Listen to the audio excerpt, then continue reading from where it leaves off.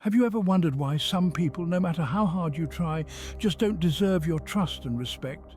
In the complex dance of human relationships, trust and respect are the music that guide our steps.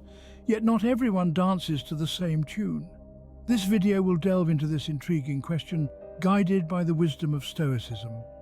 In the next few minutes, we'll explore the 9 types of people who, according to Stoicism, don't deserve your trust and respect. Scene script. First up, the ungrateful. Those who, no matter what you do, never show appreciation. To illustrate this, let's think about a real-life scenario that many of us might have encountered. Picture this. You're working on a project with a colleague. You put in extra hours, you give it your all, and when it's completed, it's a resounding success. But your colleague, rather than showing gratitude for your efforts, takes all the credit and doesn't acknowledge your hard work. You feel slighted, perhaps even angry, but here's where the Stoic perspective comes into play. Stoicism teaches us to focus on what we can control and let go of what we cannot. In this situation, your colleague's lack of gratitude is beyond your control. However, your reaction to it and how you handle it, that's within your power. Stoics would advise not to let others' ingratitude affect your peace of mind. Instead, continue doing your best, knowing that your actions are virtuous. Let your work speak for itself, and remember that true satisfaction comes from within, not from external validation. But what if the ungrateful person is someone close to you, a friend or a family member? It's a tough pill to swallow, isn't it? Yet even here, Stoicism has an answer. Stoics believe that our relationships with others should be based on mutual respect and understanding, not on a transactional exchange of favors. If someone doesn't appreciate your efforts, it's their loss, not yours. You don't have to seek their validation or approval. The ungrateful can be energy draining, always taking but never giving, never appreciating, and it's easy to feel resentful, to feel unappreciated. But remember, Stoicism teaches us to let go of these negative emotions, to focus on our actions, not on others' reactions. So in dealing with the ungrateful, remember to draw on your inner strength. Continue to act with integrity and kindness, not because you expect gratitude in return, but because it's the right thing to do. The ungrateful can drain your energy and undermine your efforts. They are best dealt with from a distance. Scene script. Next, we have the envious, those who begrudge the success of others. Imagine, if you will, 2 childhood friends, Julia and Kate. They've grown up together, shared dreams and aspirations, but as they matured, their paths diverged. Julia, through hard work and determination, became a successful entrepreneur. Kate, on the other hand, found herself stuck in a job she didn't enjoy, her dreams of success seemingly out of reach. Instead of being happy for her friend, Kate became envious, resenting Julia's success rather than celebrating it. This envy drove a wedge between them, damaging a friendship that had once been so strong. Envy in its raw form is a destructive emotion. It clouds our judgment, fuels resentment, and fosters negativity. It blinds us to our own potential and focuses our attention on what others have rather than what we can achieve. It's a force that can corrode relationships, as it did with Julia and Kate. But how does one handle such an individual? How does one interact with a friend, a colleague, or a family member who is consumed by envy? The Stoics offer a path. The Stoics suggest focusing on your own journey, your own progress. They argue that the achievements of others should not rob us of our peace of mind or distract us from our own goals. Instead, they should serve as inspiration, a reminder of what is possible. The Stoics also advocate for understanding. They remind us that the envious are in a state of suffering, trapped in a cycle of comparison and dissatisfaction. In such cases, compassion, rather than retaliation or disengagement, may be the most beneficial response. Finally, the Stoics counsel us to use the presence of envy as a mirror, a tool for self-reflection. If we find ourselves feeling envious, it's an opportunity to examine our values, our goals, and the way we measure success. Envy is a destructive force. The Stoics suggest focusing on your own path and not letting the envious distract you. Remember, the only person you should strive to be better than is the person you were yesterday. Let the success of others inspire you, not provoke envy within you. Then there are the manipulators, those who twist situations to their advantage. Consider the case of a man we'll call Jack. Jack was a charming fellow, always full of energy and charisma. He had the uncanny ability to make you feel like the most important person in the room. But beneath that charm lay a master manipulator. He would subtly steer the conversation, subtly guiding you to say or do things that would ultimately serve his interests. Now, there's nothing inherently wrong with someone trying to persuade others to see things their way. However, Jack's manipulation went beyond persuasion. He was not above using guilt, gaslighting, or even outright lies to get what he wanted. He was a puppet master, pulling strings without his puppets even realizing they were being controlled. From a Stoic perspective, Jack's manipulative behavior is a clear example of someone who has lost sight of their own virtue. He was so focused on controlling others that he neglected to control himself. Stoics believe in the importance of self-awareness, self-control, and personal integrity. Jack's manipulative tactics were a stark contrast to these values. Stoics also believe in living in harmony with others, which includes treating them with respect and fairness. Manipulation by its very nature is inherently disrespectful and unfair. It involves using others as mere tools for one's own ends, disregarding their autonomy and well-being. So, how should we deal with a manipulator like Jack from a Stoic viewpoint? The answer lies in maintaining a firm grip on our own values. We must recognize manipulation when we see it and refuse to be swayed by it. We must stand firm in our own convictions, not allowing anyone to manipulate them for their own ends. In the end, the manipulator's tactics only work if we allow them to. By staying true to our own values and principles, we can protect ourselves from their influence. So remember, when dealing with manipulators, the power is in your hands.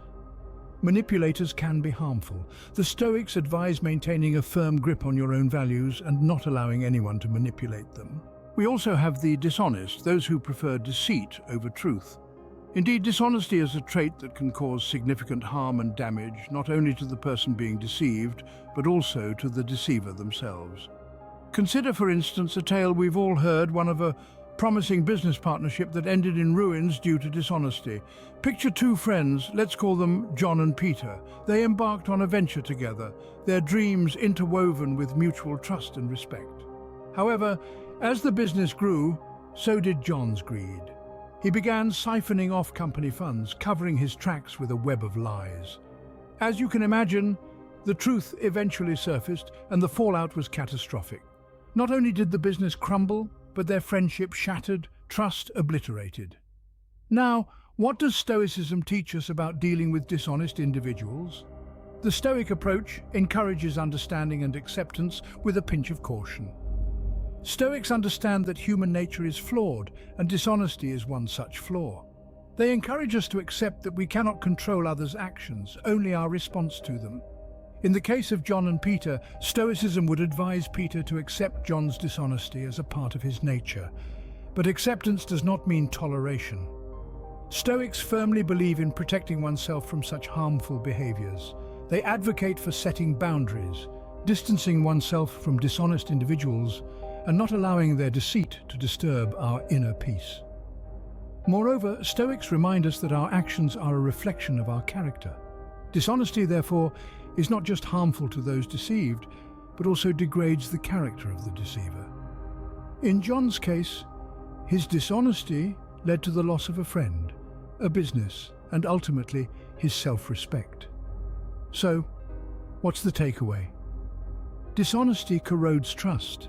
It's a destructive force that can ruin relationships, businesses, and character. According to the Stoics, it's best to distance yourself from such individuals.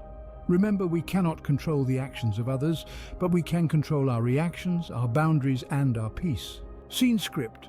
Next up, the unreliable, those who fail to keep their promises. Let's delve into the world of the unreliable, those who more often than not fail to keep their words.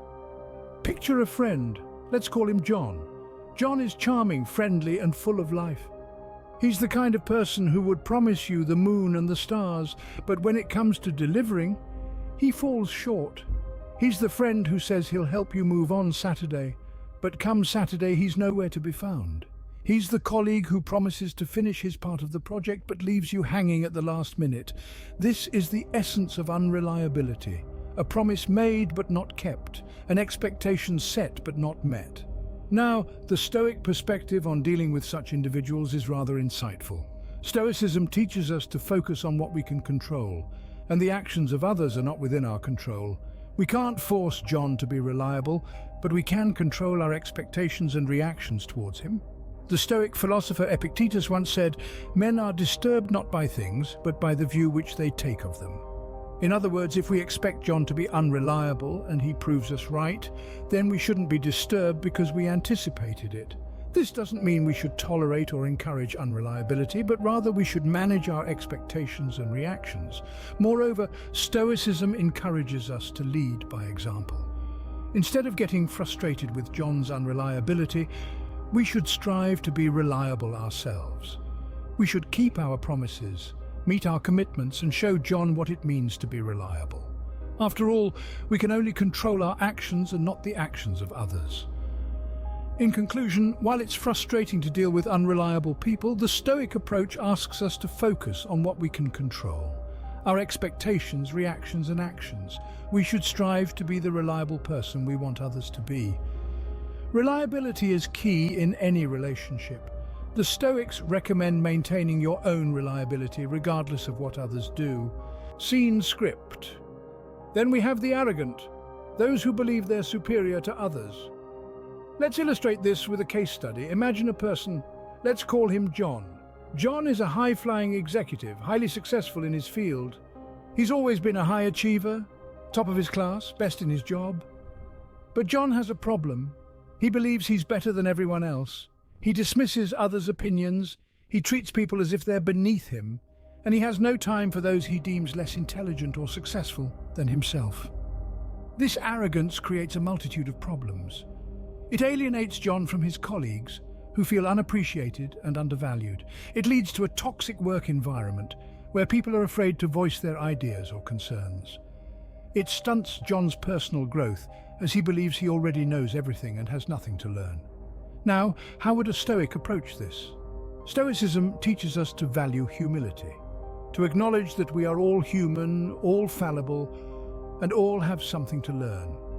It encourages us to value the opinions and perspectives of others, to treat everyone with respect and dignity regardless of their status or achievements. The Stoic would see John's arrogance not as a sign of his superiority, but as a flaw, a barrier to his personal growth and happiness. They would not be intimidated or angered by John's arrogance, but rather they would feel pity. For John is missing out on the richness of human connection, on the opportunity to learn from others, on the joy of humility and gratitude. So how should we deal with the arrogant?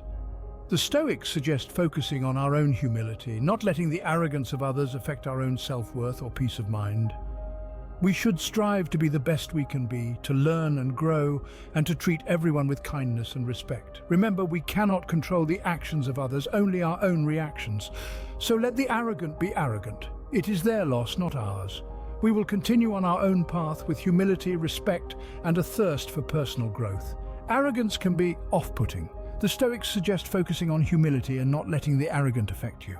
Next, we have the cruel, those who take pleasure in hurting others. This is a harsh reality of our world, that there exist individuals who derive satisfaction from the suffering of others.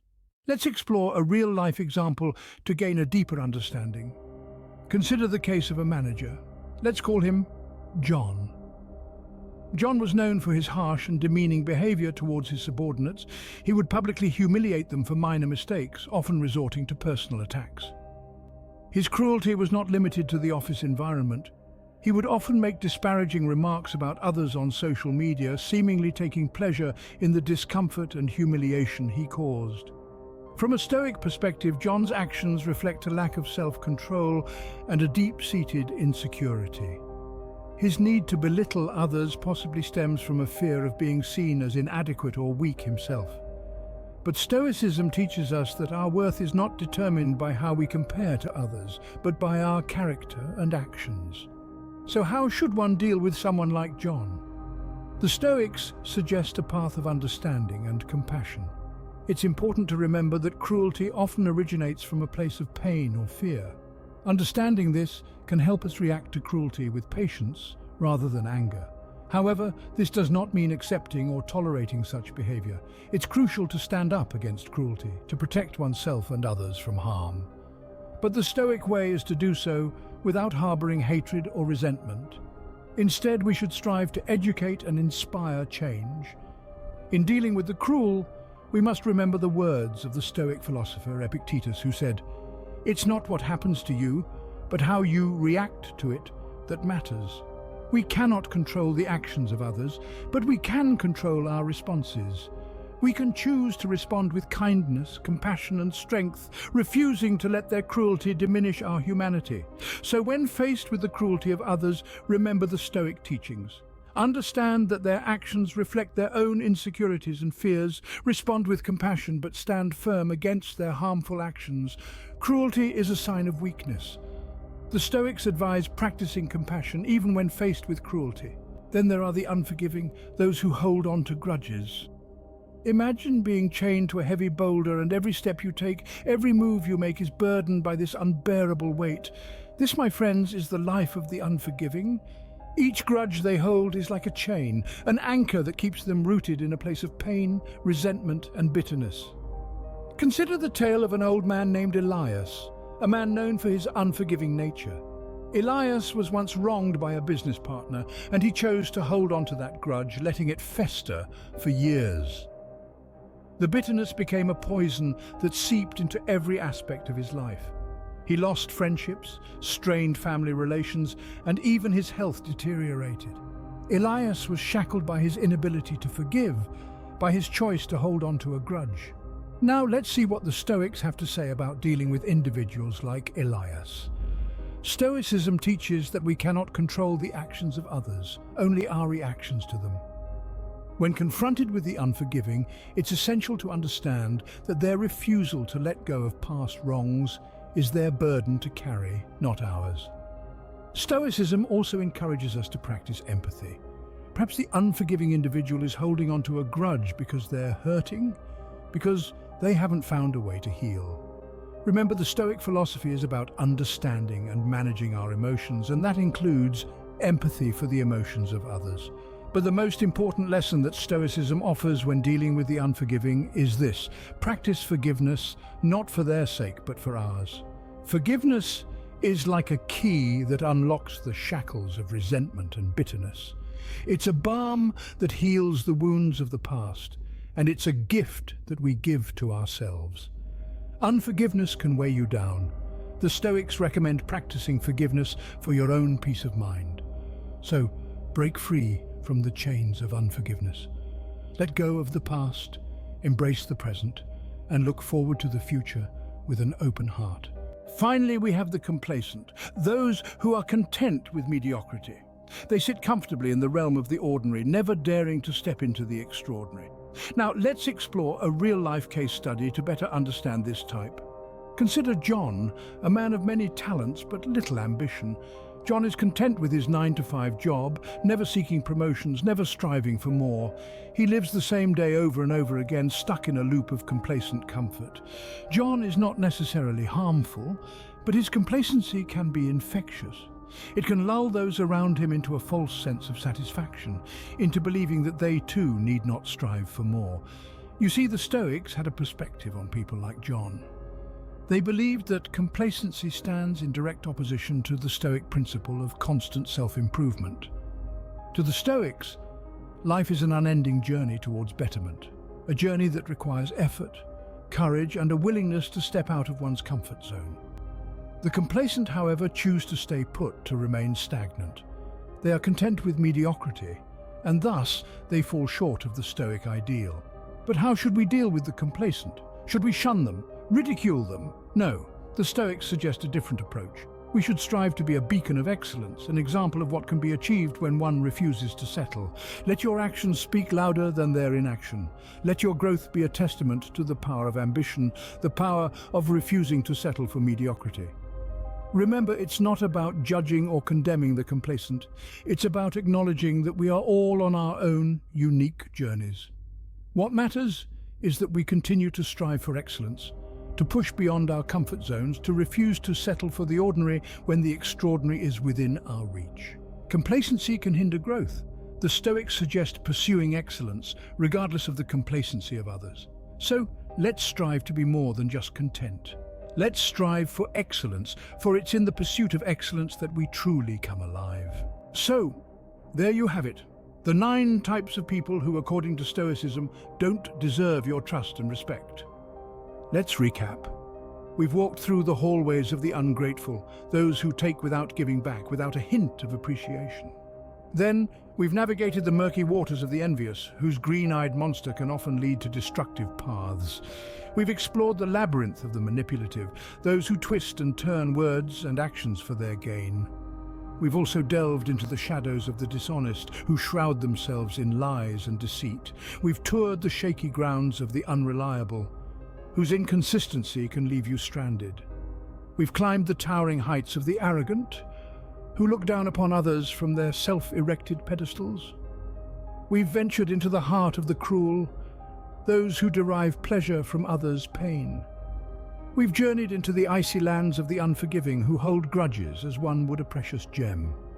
Finally, we've traversed the stagnant pools of the complacent, those content with mediocrity and lack the drive to improve. Stoicism teaches us to be wary of these individuals, not for their sake, but for ours. It encourages us to strive for virtue, for wisdom, for tranquility. Remember, not everyone deserves your trust and respect, but everyone deserves kindness. So be kind, be patient, and above all, be stoic. If you enjoyed this video and found it insightful, don't forget to hit that like button. It shows us that you appreciate the content and helps us reach more people who might benefit from these Stoic teachings. What are your thoughts on these 9 types of untrustworthy people? Have you encountered any other types that we didn't cover in this video? Share your thoughts and experiences in the comments section below. We value your insights and look forward to your contributions to the discussion. If you believe this video could help someone you know, please don't hesitate to share it with them. Lastly, if you haven't already, please subscribe to our channel. Your support allows us to continue creating content that helps you navigate life with wisdom and tranquility. Remember, your engagement helps us create more content like this. Thank you for your support, and until next time, stay stoic.